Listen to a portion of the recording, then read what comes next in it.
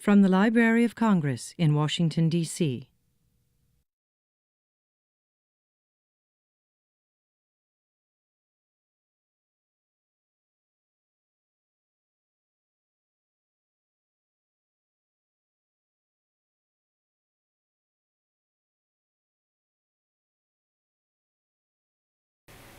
Well, good afternoon and welcome to the African and Middle Eastern Division of the Library. I'm Mary Jane Deeb, Chief of this division, and I'm delighted to see you all.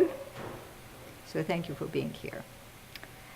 And as most of you already know, and I always say this because we're on tape, we're being videotaped, but as most of you already know, our division is made up of 3 sections: the African, the Near East, and the Hebraic sections. We're responsible for materials from 78 different countries in the Near East, Central Asia, the Caucasus, as well as from the entire continent of Africa, North and Sub-Sahara. Our Hebraic and Judaica collections come from all over the world.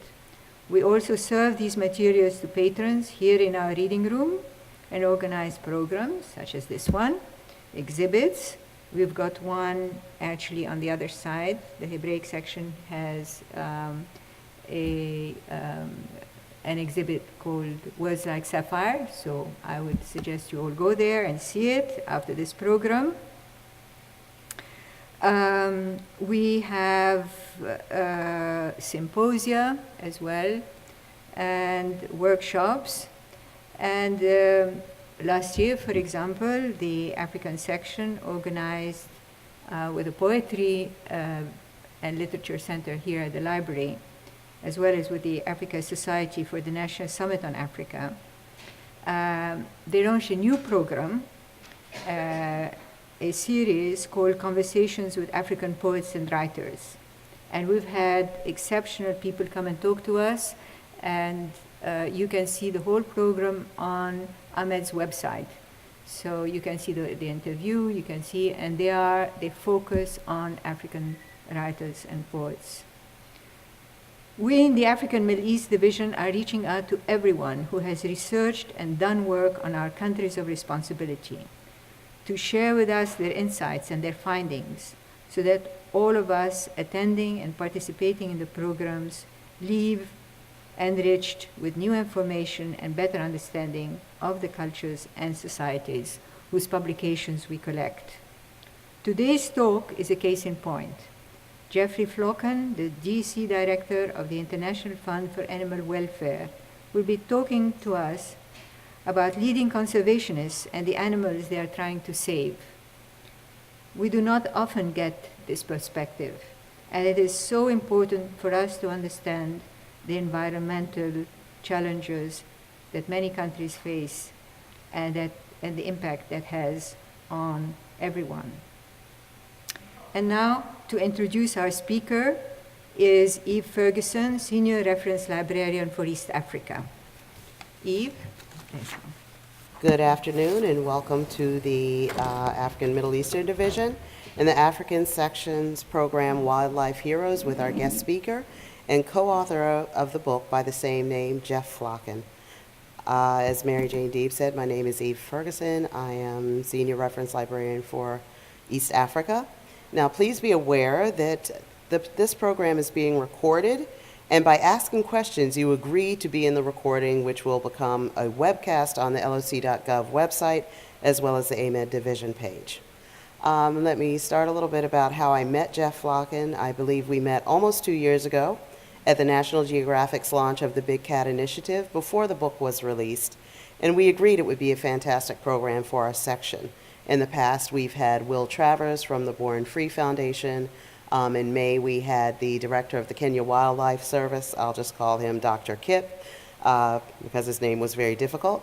And of course, many of you may know that a few years ago we had Jane Goodall to a standing room only crowd. So the interest is there, and we feel that it is our responsibility to help inform people. People love animals, but probably not as much as Jeff Flocken, who's the DC director for IFAW. where he leads the organization's team of legislative professionals advocating for U.S. policy initiatives on behalf of wildlife conservation and animal welfare, including efforts on behalf of species such as lions, whales, and elephants. Before this appointment, he worked for 5 years as International Affairs Specialist in the U.S. Fish and Wildlife Services Division of International Conservation, where he focused on international species conservation policy, outreach, and global conservation grant programs. Jeff has served as a consultant on numerous movies, books, and serves on the board of directors of, and television shows, left that out, addressing wildlife conservation topics. He currently serves on the board of directors of the Jaguar Conservation Fund and the steering committee for the IUCN Taper Specialist Group. He can explain what that is. Jeff Flocken also is the founder and board co-chair of the Emerging Wildlife Conservation Leaders Initiative, which mentors and provides campaign training for up-and-coming leaders in the wildlife field. He's the co-author with Julie SCARDINA of this lovely book, Wildlife Heroes, published in March of this year. Since then, he's been traveling the world promoting this record of individuals who make a difference in the sustenance of wildlife worldwide. He holds a BA in English and Communications from the University of Michigan and a Juris Doctor from Wayne State University School of Law. Please welcome Jeff Flocken.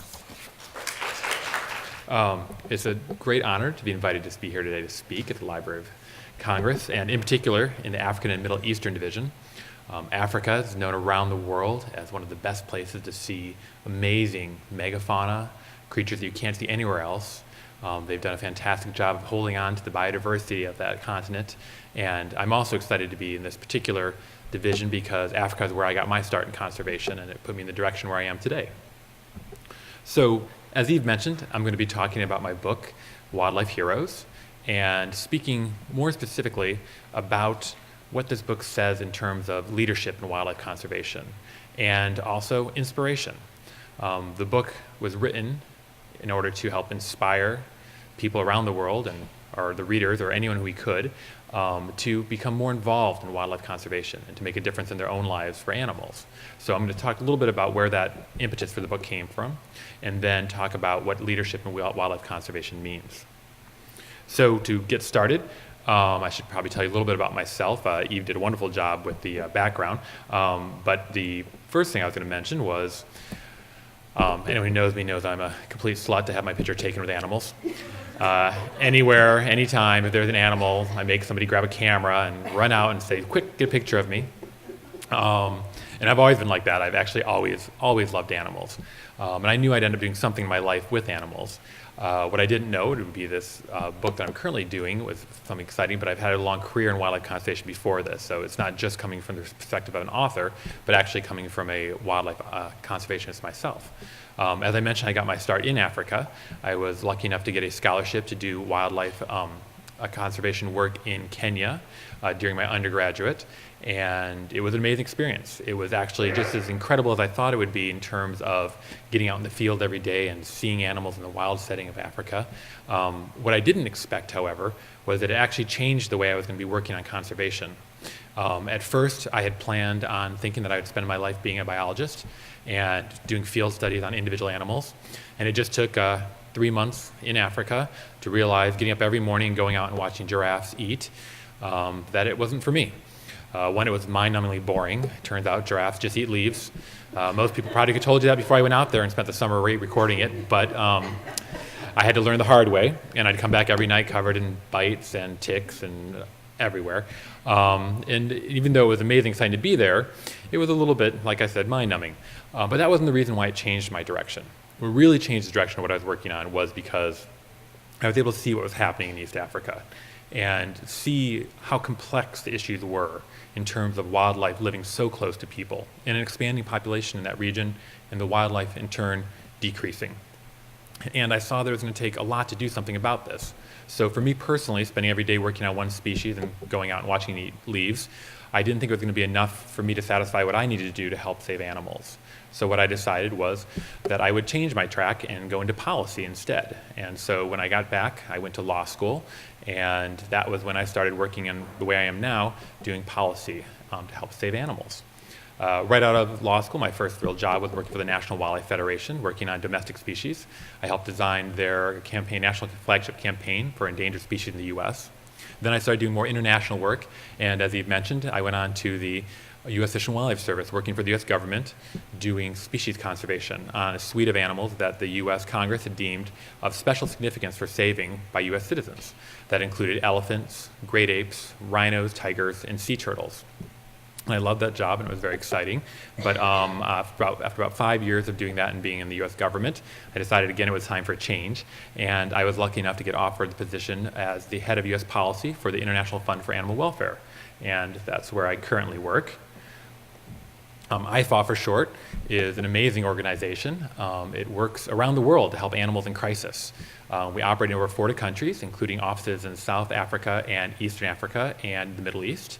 And when animals are in trouble, we're there. In this position, I've been lucky enough to be part of the team that got eBay to ban the sale of elephant ivory globally, which resulted in literally thousands of pieces every month that were formerly being advertised openly on the web for ivory, no longer being available. More recently, I was part of a team that drafted a petition to list African lions as endangered under the U.S. Endangered Species Act. And that was very exciting. Just this Monday, I don't know if any of you caught it in the news, but the U.S. Fish and Wildlife Service made a positive finding, and the petition is going to move forward.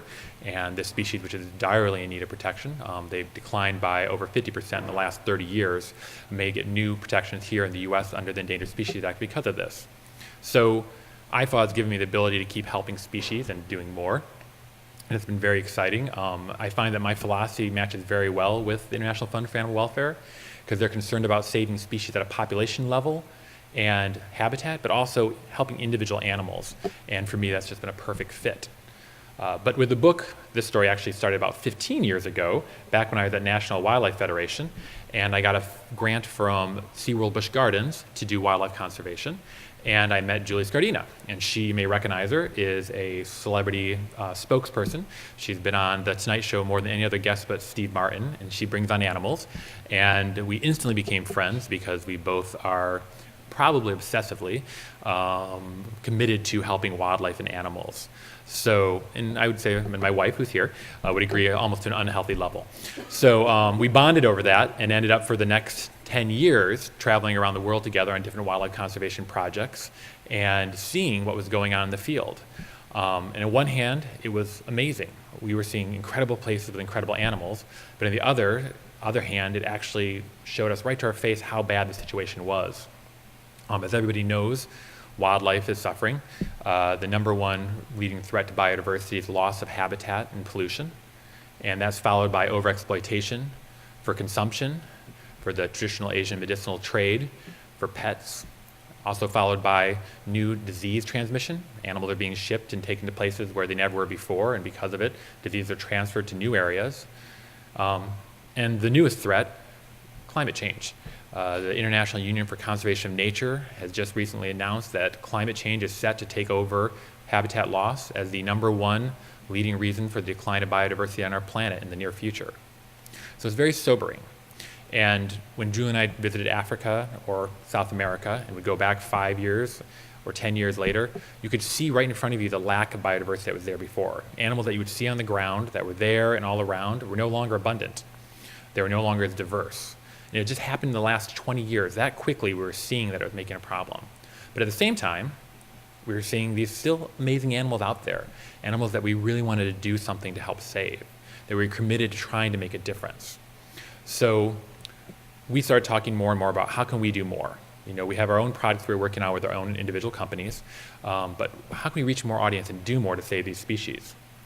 And of course, we were inspired by Dr. Jane Goodall, who you mentioned spoke here at the Library of Congress not too long ago. She is an icon. I've been lucky enough, as with Julie, to have met her now several times. And every time I've ever talked to her, she has, or seen her speak, has completely inspired me again. No matter how depressed I was about seeing this loss of biodiversity occurring in the field, I would talk to her or see her, and all of a sudden I'd be, okay, what more can I do? How can I do something more? And Julie and I actually talked about that and said, well, you know, she's inspiring people everywhere. How can we do more of what she's doing and be more of an inspiration?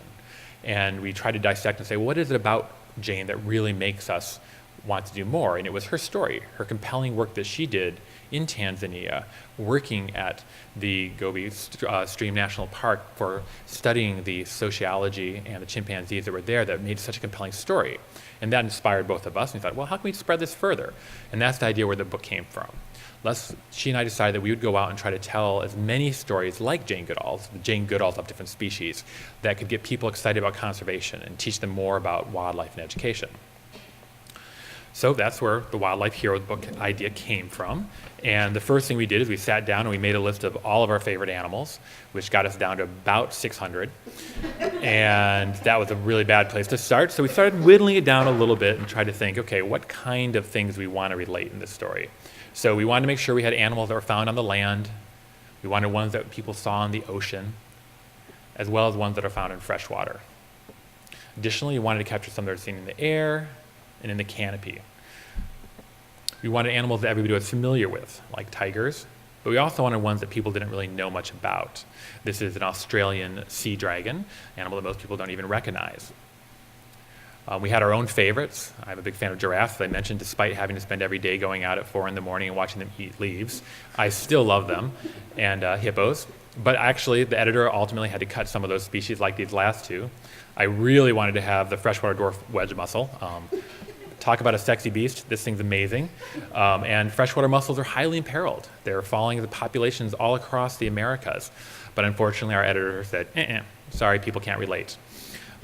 We also wanted to talk a little bit about some of the bigger issues. So of the 40 heroes that we focused on in the book, 8 of them actually aren't addressing an individual animal, but they're looking at a bigger issue, like climate change or consumption of wildlife or the wildlife trade.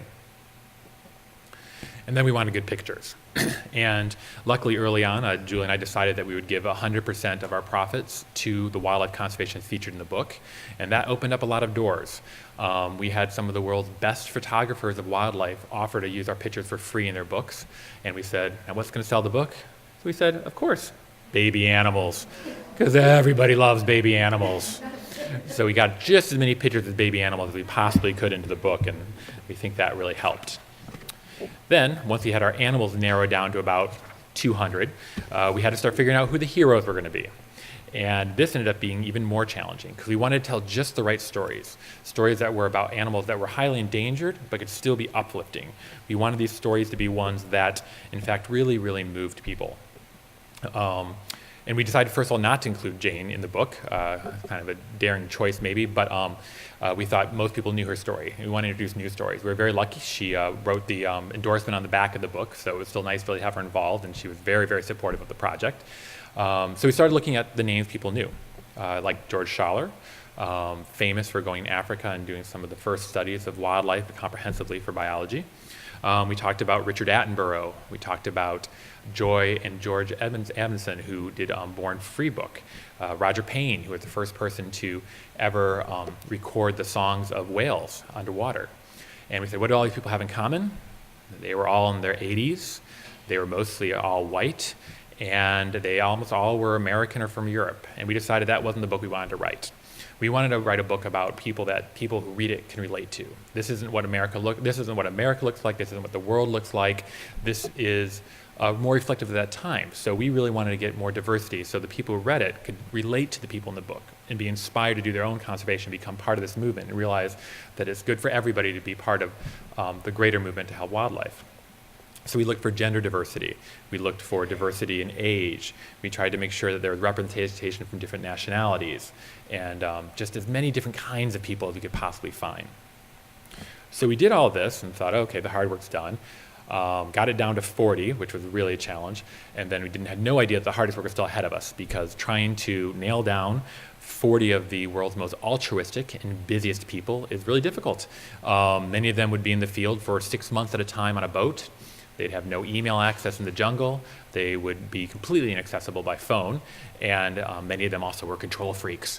So what we found was that, we'd write a draft and they'd want to see it and they'd want to see it again and they'd want to see it again, but then they'd be gone for 3 months at a period of time. So the whole project took 3 years.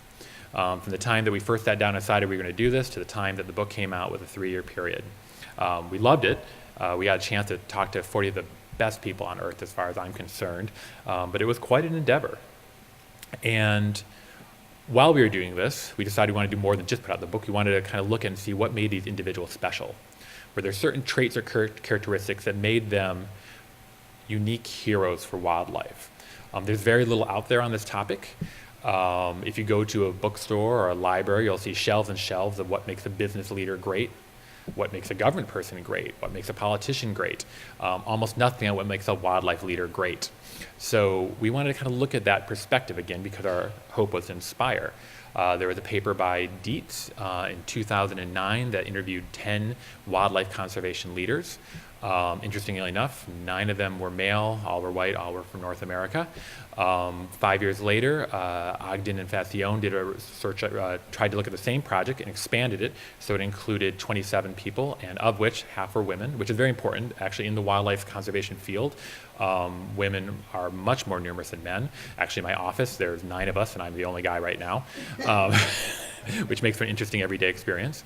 But it was really important that we wanted to reflect that these leaders could also be women and were women out in the field. It also had an international perspective. So they did this interview, and what they did when we combined both the two, when Julie and I combined both these two reports, which are the only things we could find out on leaders in conservation right now, we found out the majority of all these leaders who were interviewed had some kind of advanced degree, such as a PhD or law degree. So if you yourself here are interested in joining the conservation field, these are the kind of the baseline things to think about. They all knew they wanted to work with animals from a very, very young age. Almost 40% had mentors or role models who helped them guide them in their careers. And they all said that a passion for the cause was what kept them going every day, despite the fact that it's an uphill battle. They all felt that they were doing this because there was a dire need, and if somebody wasn't out there saving wildlife, the wildlife would disappear. So, taking a look at all this again and these amazing people, we wanted to say, what does it all mean? What do all these people have and share in terms of their actual characteristics? So I've come up with a list of the 10 characteristics that both Julie and I felt that the 40 people in our book most personified and that they all kind of shared, and that's what I'm going to walk through for the next 15 minutes or so. So first, dedication. This seems really obvious, but the thing is that many of these people work in incredibly, incredibly harsh realities where it's very difficult to do what they do, and yet they continue to. This is, first here I'm going to feature, is Felicity Arango. Dr. Arango works on flamingos. And most of you think of flamingos, you think, oh, it's this fragile pink bird, probably kicking it in the Caribbean with a Mai Tai in their hand by the pool. In reality, of the 6 different species of flamingos, 4 live in the Americas, and 3 of those live in the South American cone. And these flamingos are some of the hardiest animals that you're ever going to see or meet. It's the Andean, the Chilean, and the Puna flamingo. Dr. Arango has devoted her life to helping these species. All 3 of them are endangered. And these animals live in hot springs that are so hot they would burn the flesh off any human who stood in them. And they'll stay all day in them. At the same time, they are up in 2 miles high in the Andes, living in these hot springs, where the outside temperature can drop 20 below. Dr. Felicity Arango decided this would be her life's calling to help save these animals. So every time she goes up to study them, where they spend most of their year in the Andes, she has to bring oxygen tanks on her back and bring enough gear that she can go up and live up there while she's studying them and still be able to survive herself in these freezing temperatures and see at the same time right beside them in these waters that of course are boiling. It's a hard life, but she's incredibly committed to it. And this is Dr. S.T. Wong. S.T. Wong is a sun bear conservationist. He calls this bear the forgotten bear. Of the 8 species of bear, it is the smallest. I would even argue probably the cutest. I know panda bear people hate hearing that. But it's an adorable little bear, and it's very little known. They are arboreal, and they are very rare. He has been studying them for 20 years. In that period, he has caught 10 in traps in which he has taken blood samples and set them all free. But he's never seen one in the wild. And that's been working on them for 20 years in the jungles of Borneo. He is of Malaysian descent, but did not grow up in the jungle. And when he goes out to work, he has quite the day. This is a very, very dangerous and very difficult environment. It's humid, it's hot, it's wet. I actually got to go out and visit him and see his station, and when I came home every day, I had leeches in horrible places.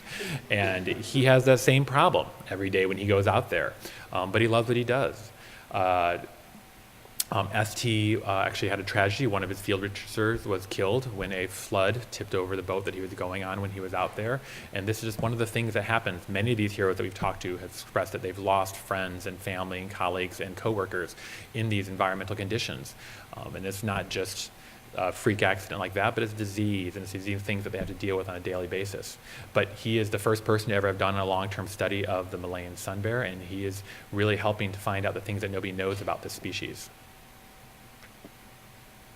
And this is Dr. GERALD KOOYMAN, and he works in the driest, windiest, coldest place on Earth, Antarctica. He studies the emperor penguin, which is the penguin that lives the longest on the ice in Antarctica. And he goes out there every year and spends all of his time on the ice studying this animal. He has a unique way to adapt to this problem. He had a family, and he started bringing his sons out with him at a very, very young age. And now both of them are full-time, one's a climatologist, the other's a biologist, and they work in the Antarctica with him. And he's able to see them all the time because of this. But he is so committed that he continues to do this. He's been studying them now for over 40 years and has made great strides in learning about how they're able to survive for so long in this cold environment and live in this freezing waters. The next trait that I'm going to talk about is trailblazing. These heroes, almost all of them, are great trailblazers. Many of you might recognize Ian Douglas Hamilton. He is the king of elephants. All elephants today owe a debt of gratitude to Ian Douglas Hamilton. He was the first to alert the world of the elephant poaching holocaust that was going on in the 70s and the 80s. At the time, the slaughter of elephants in Africa was rampant for their ivory to feed the demand that was coming out of the US, Europe, and Asia. Ian estimated that the number of elephants in the African continent was halved between 1979 and 1989. That is how bad the poaching was at that time. He led the battle cry to stop the poaching, and he worked with the governments of Africa and these range countries, the people who lived there, and mostly with the media to really bring attention to this issue and to stop what was going on with these horrific killings. Unfortunately, due to a new prosperity in China and other Asian countries today in these markets, the demand has increased and the elephant crisis is back. Ian testified in Congress a couple months ago and said it's almost as bad as it was back in the 80s, which is really saying something. But he is in the fray of the battle again. He's been doing this for 50 years. He was a trailblazer when he started, and he is today. And as I said, I really believe that there are elephants in Africa today just because of him and his tremendous work working with his colleagues there to stop the poaching. This is Grace Gay Gabriel.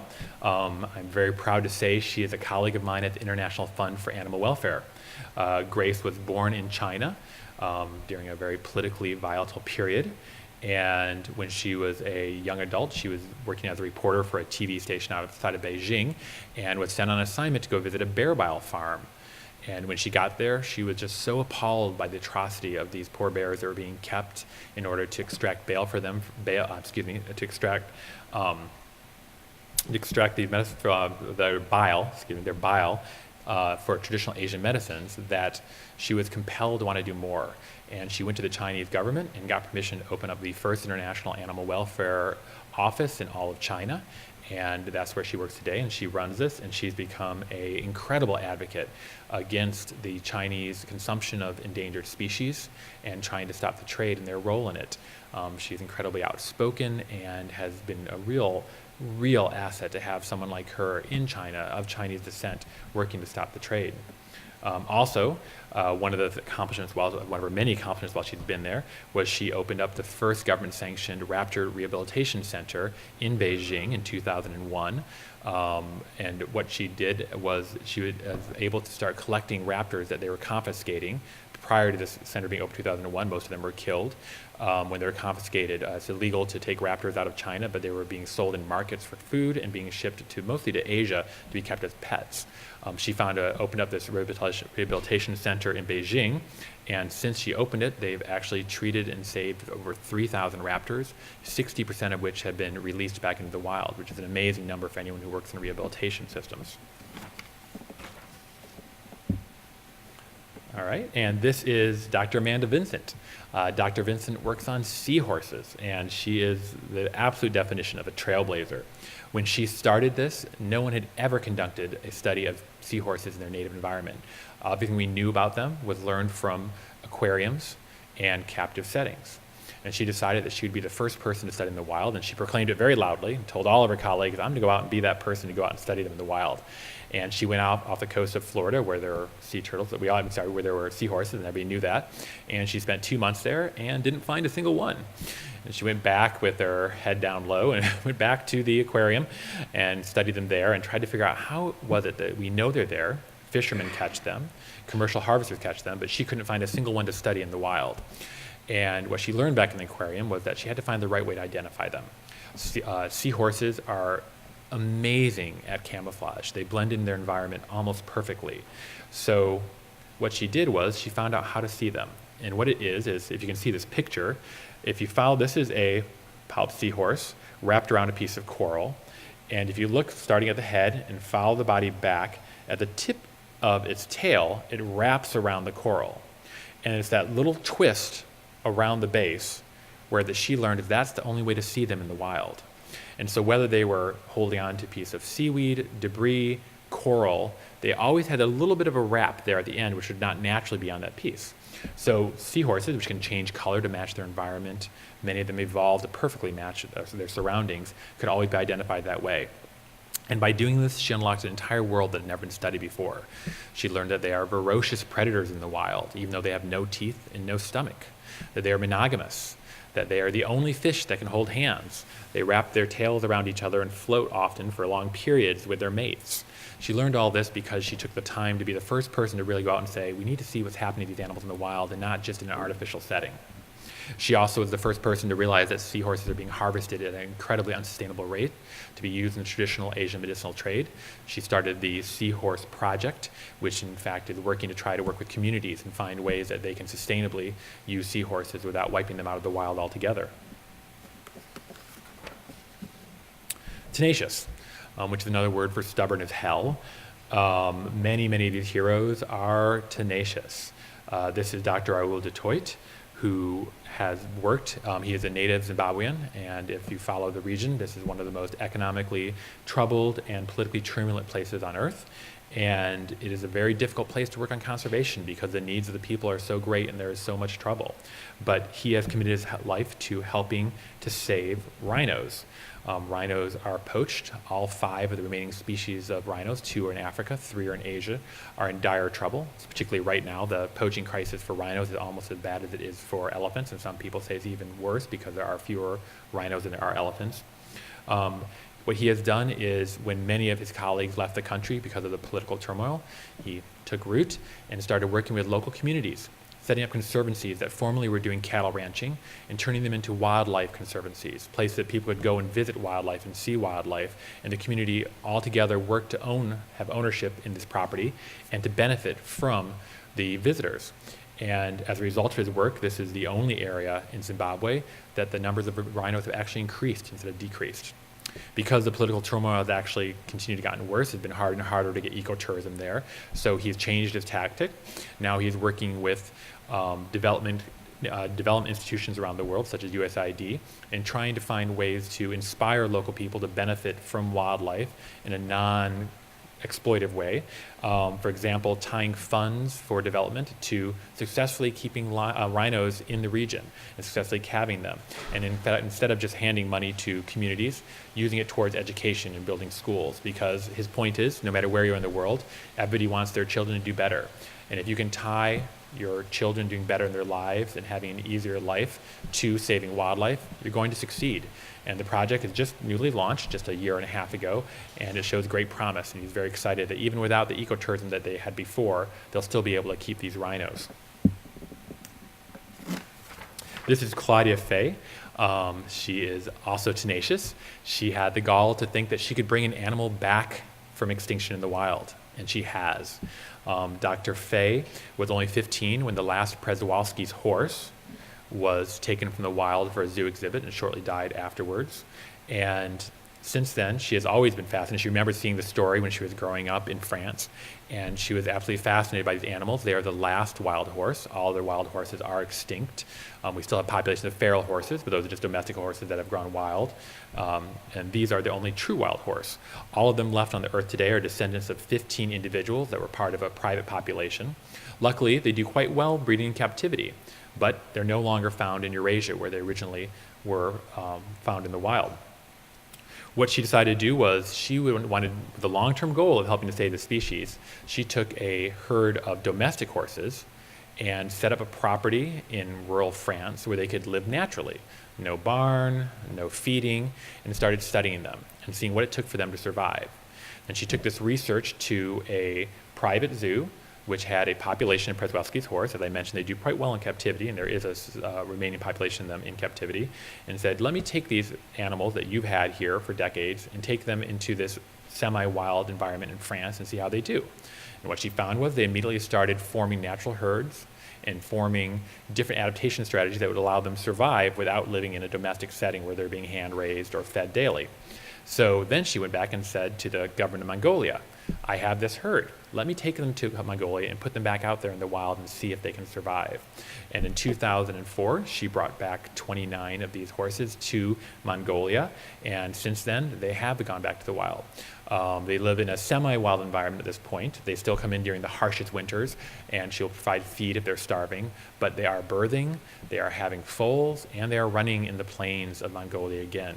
There have been projects now set up in China, as well as another one in Mongolia, so this animal is the one that when most of us in this room were born, we're not in the wild, and as we age, hopefully it'll be back in wild populations. Charismatic. Many of these heroes are rock stars.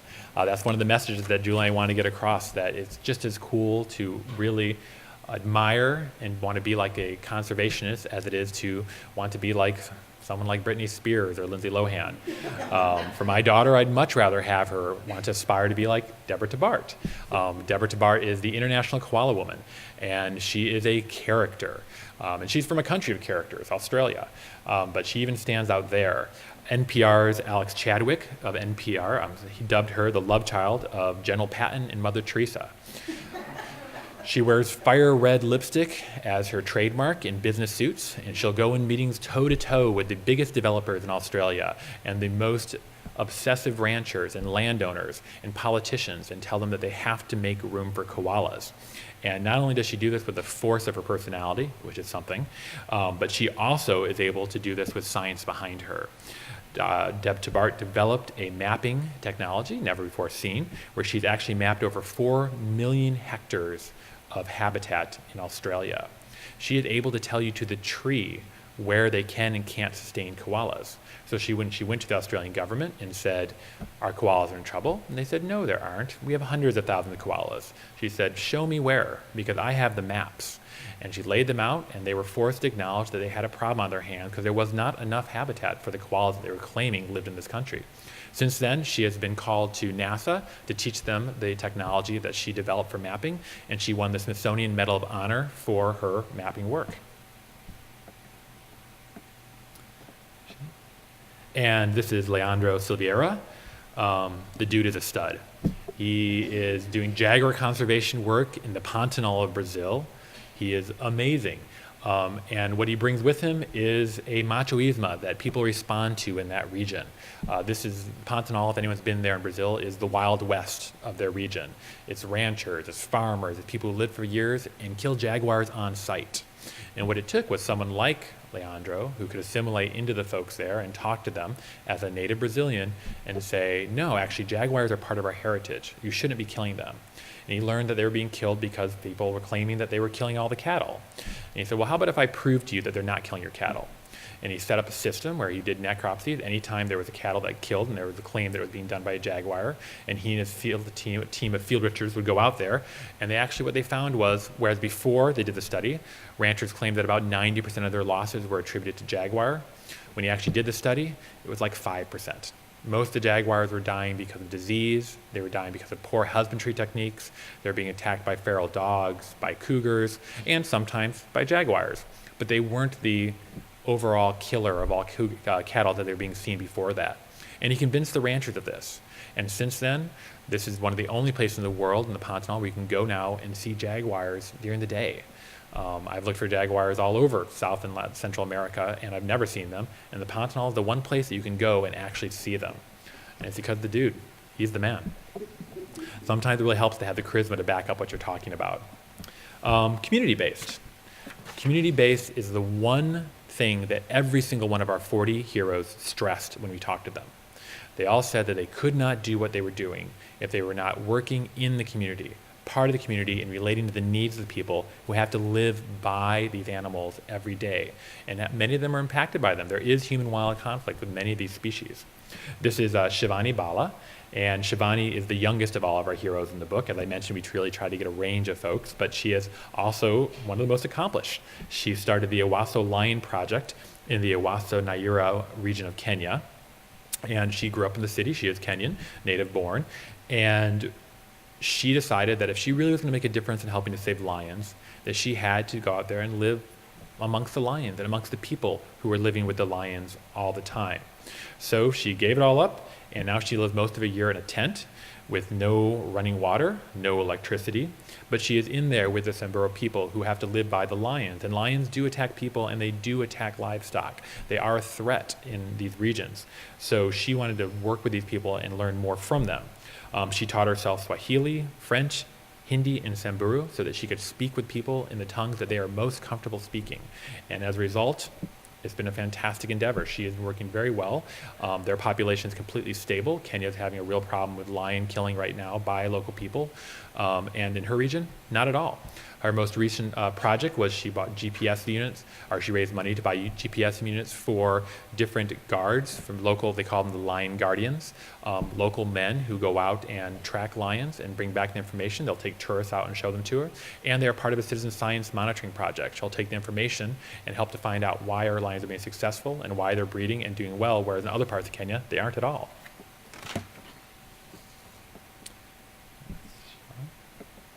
And this is Dr. Luke Dollar. Dr. Dollar he's a National Geographic resident and explorer, and he has been studying carnivores on the island of Madagascar for almost 20 years.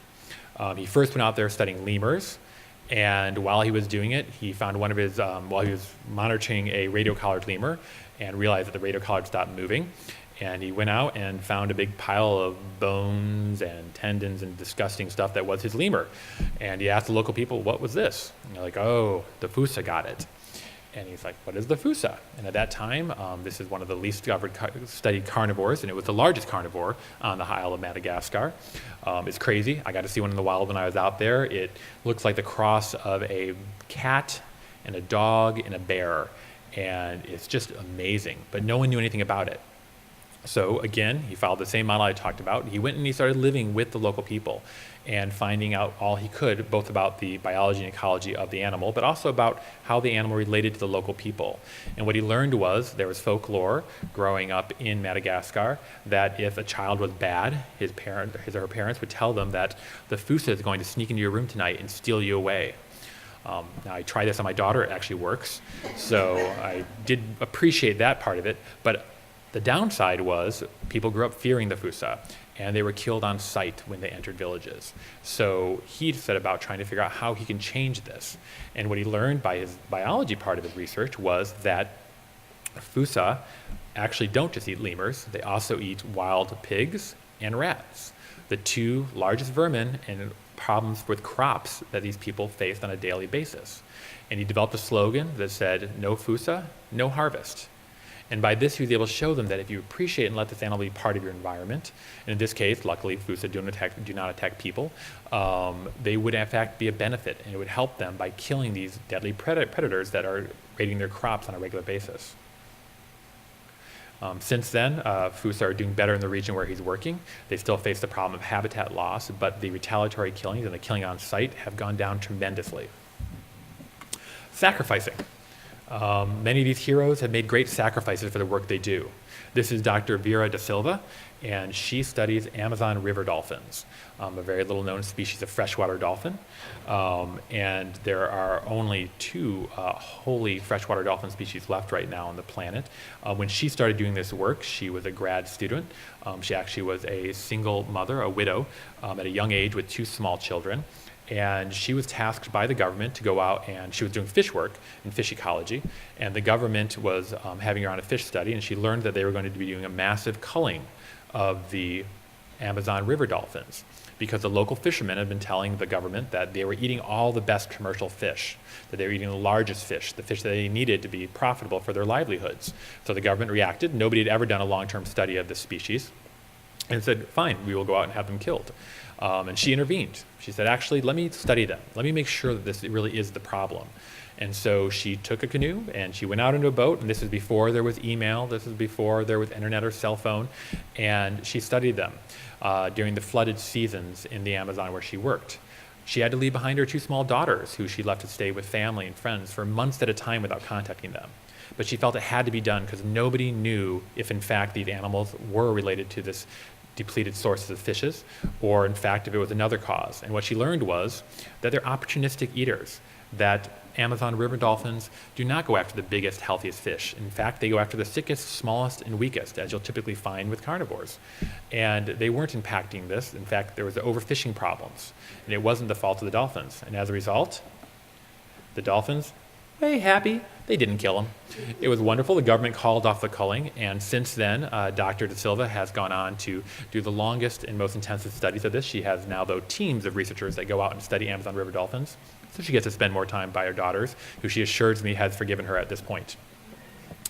And one of my all-time heroes, Dr. Wangari Maathai, she was the first woman from Africa and the first environmentalist ever to win the Nobel Peace Prize.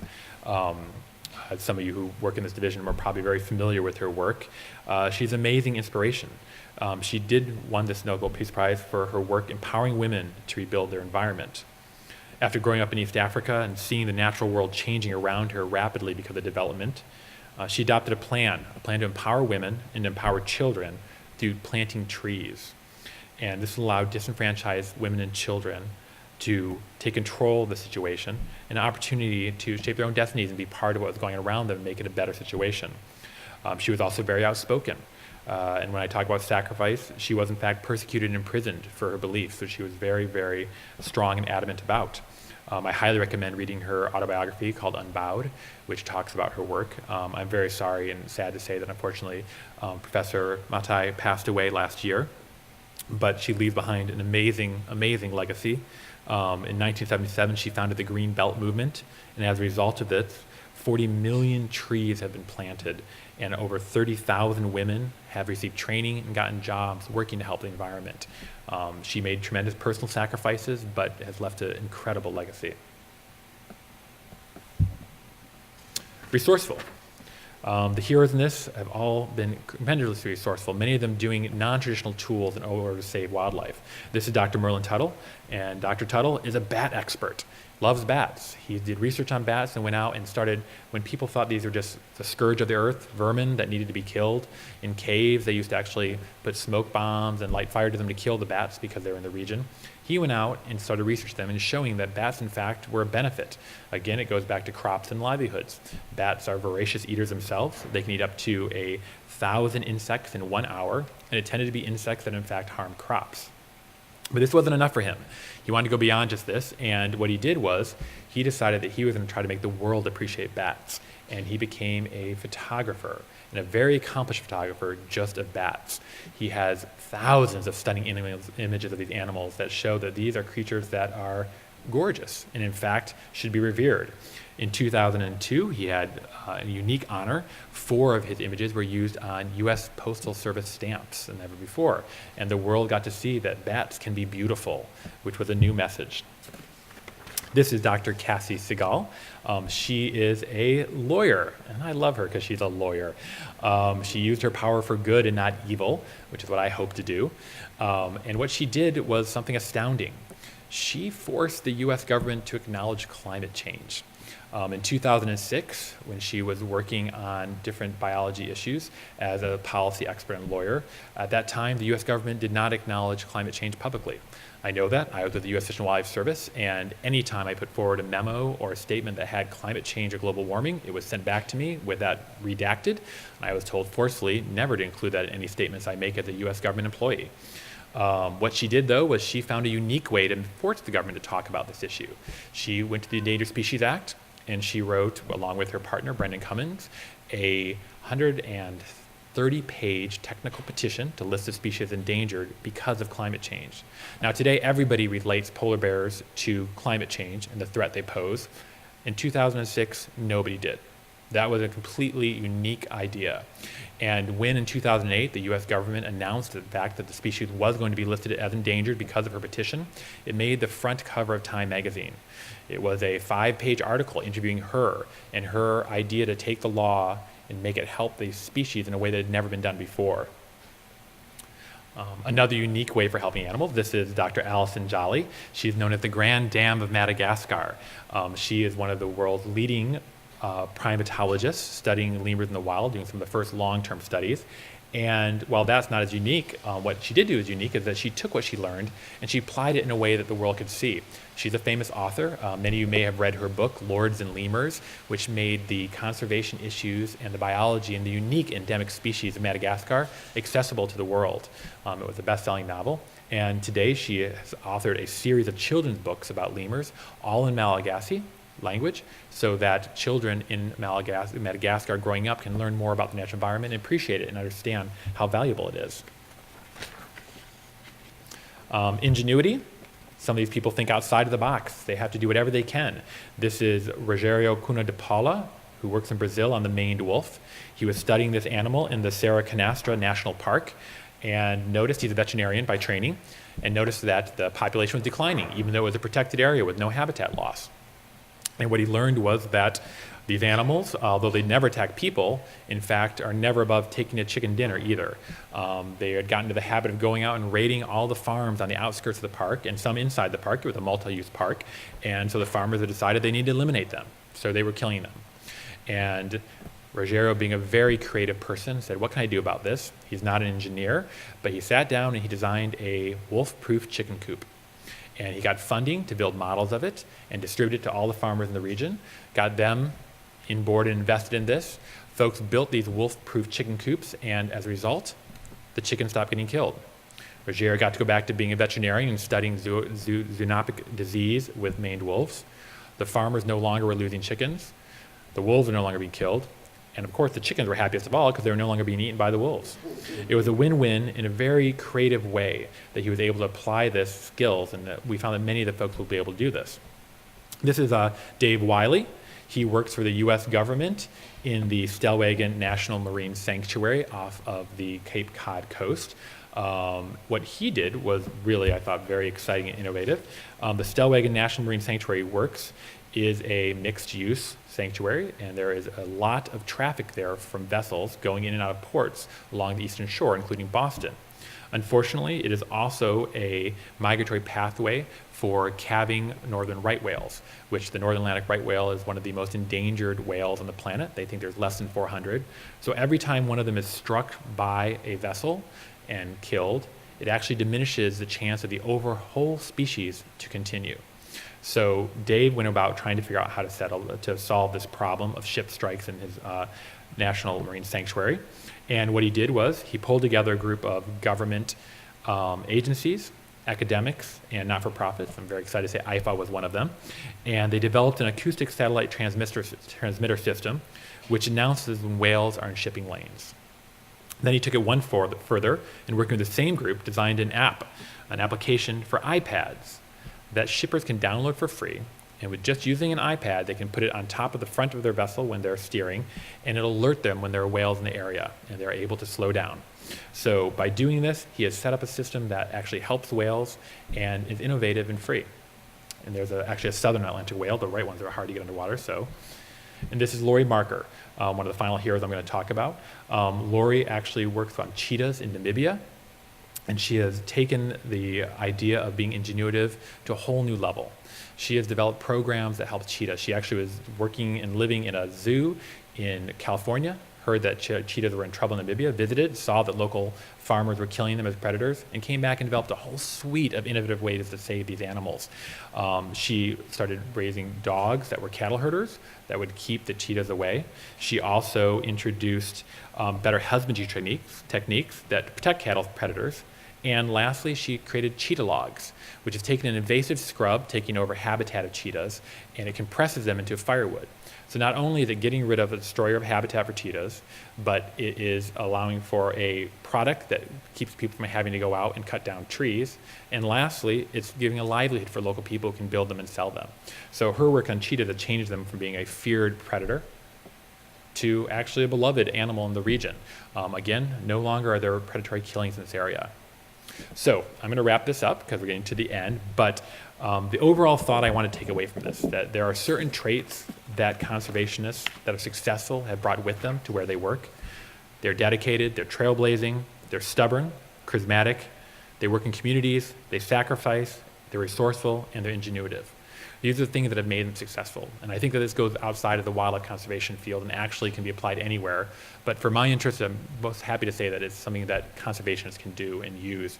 And hopefully, if this is inspiring as I hoped it might be, that people in the audience would take this and be able to use it and then become part of the conservation movement to save wildlife. So that's it for me. Let's save. And is there time for questions, Eve? Or? Because I did put an extra 15 minutes in there, in which you can also buy this lovely book for yourself and get Jeff to sign it.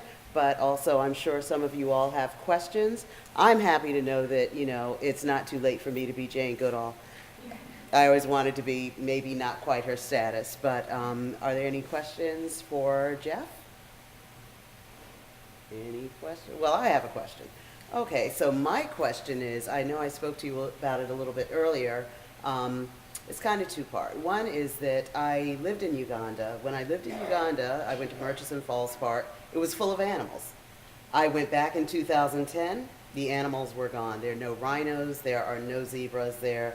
There are no African wild dogs there. And it made me feel kind of powerless. Is there anything that an individual can do in situations like that?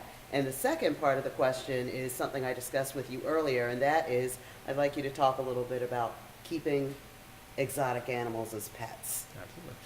Thank you, Eve. The first part of the question, wildlife disappearing everywhere. Unfortunately, it's the absolute truth. It's a phenomenon that's happening.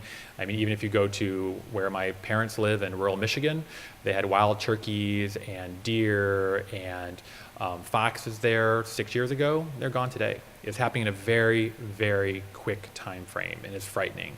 But at the same time, there are heroes like these doing incredible things. The last chapter of the book, which is significant, is actually devoted to what people can do to help wildlife. Lists all sorts of ideas of how to get involved, and it has the websites for all 40 of the heroes. The easiest thing is to become a supporter of people who are out there doing it every day. So I highly recommend that. If you don't want to buy the book, our website, www.wildlifeheroesbook.com, also has links to all 4 of the heroes. So for free, you can go and find out more about them and try to help them. As for exotic pets, it's a no-no. As much as I love having my picture taken with pets, I like to have it taken with rescued animals. Wildlife belongs in the wild. So if you do see an animal being kept in a private situation, particularly one that might be dangerous, it's important to find out what the laws are in your area. IFAW is working to try to stop the private ownership of big cats in the U.S. We have thousands and thousands of tigers being kept in backyards and basements and garages, which is completely inappropriate. It's a wildlife animal welfare issue. It's a human health and safety issue, and it undermines conservation efforts in the wild. Yes, our own wildlife hero back here works with bungles. Oh. Question, answering this is a general question. I'm curious, this is great on what individuals can specific species. I'm curious, since you mentioned the wildlife die-off a little while, there's recently been a thing kind of helping when the problem is a larger scale thing than individuals can have, how does EFA involve itself? Sure, it's What kind of work do you do at that kind of state level, regional level? great question. We're an international organization, so we tend to try to influence policy at a very high level. We work with Congress and the administration here on how they both help wildlife in the U.S., but also how their policies impact wildlife around the world. As a superpower, the U.S. has tremendous ability to assert themselves. Secretary Hillary Clinton, 2 weeks ago, I believe, gave a speech which committed the U.S. to being a champion for stopping the illegal wildlife trade, which was revolutionary. As far as I know, nobody ever at that high a level in the U.S. government has made such a bold proclamation that we are going to partner with the world to try to stop wildlife trade. Also, I mean, our organization's small for being international, so we don't work so much on the state level and the local level, but there are great groups everywhere in the country that work on wildlife as well as around the world. So I highly encourage folks to get involved. Any other questions? Yes. I thought it was absolutely fascinating, and I wanted to ask you about educational institutions. Is there in the countries where those animals are being killed, are there educational institutions that teach not how to preserve the environment, but training? I'm going to use a word which may not be the right word, but gatekeepers. People who will go out there and actually protect, but they know what they're doing, they know the environment, they know what they shouldn't be doing. So is there a wide range training program, or is it limited, or do some countries have it and others don't? Yeah, I would say it varies. I think the resources of that are fairly low in most countries. Africa has about 6 wildlife ranger and guard and activist training universities, but they're fairly small. And then in Asia, there are even fewer. However, there are a lot of, in Western Europe and the U.S., a lot of organizations and academic institutions that specialize in this, and they put a lot of money towards scholarships to bring in people from the field and then make sure they go back there and train the trainer, bring the information back, and are able to implement it on the ground. So it's being done, but capacity building is probably one of the biggest weaknesses in our field right now. It's a good question. Any other questions? If not, I invite you to buy your copy of Wildlife Heroes, which Jeff has said he will sign for you. You get the LC discount. And we want to thank Jeff Flocken for this really wonderful talk today. I know we all love the animals, and I hope it encourages people to become more conservation minded. Thank you very much, Jeff Flocken. And please buy a book, and thank you for coming. This has been a presentation of the Library of Congress. Visit us at loc.gov.